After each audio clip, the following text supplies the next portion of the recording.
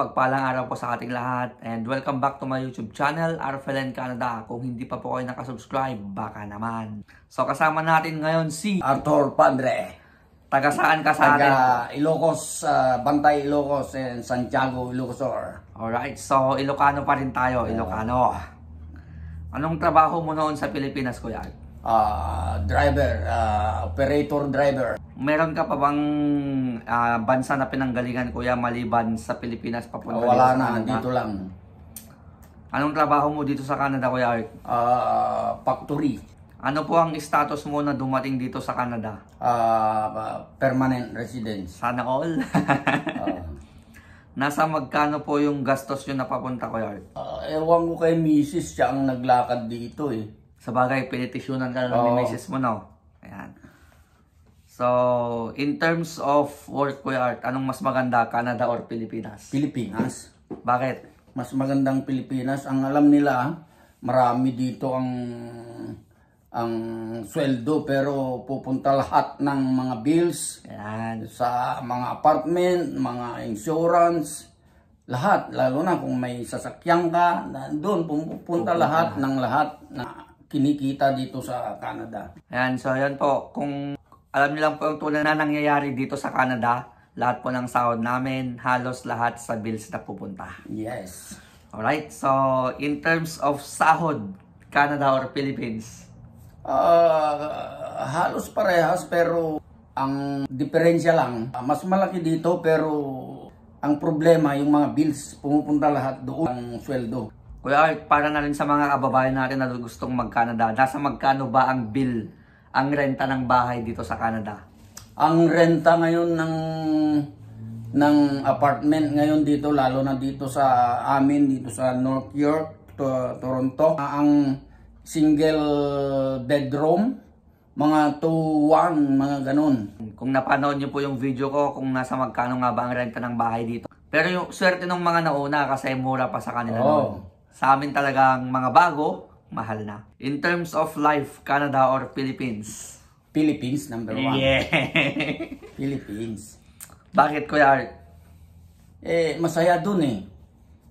Parang mas masaya dun. Dito, trabaho, bahay, trabaho, bahay. Wala na. Yun lang.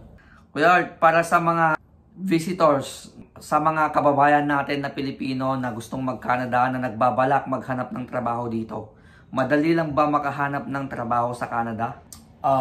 Depende sa lugar. Pero dito, mahirap na dito sa Toronto, crowded na dito sa Toronto.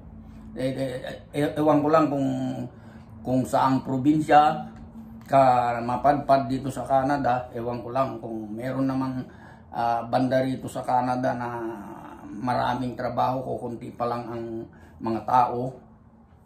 Yun, ganun. So yun nga mga kapatid, mga kababayan, ganun na kahirap humanap ng trabaho dito. Akala nyo lang napakadali, pero ang daming mga kababayan natin dito ang naghahanap ng trabaho. Hindi po sila visitors, kundi mga working permit and student permit.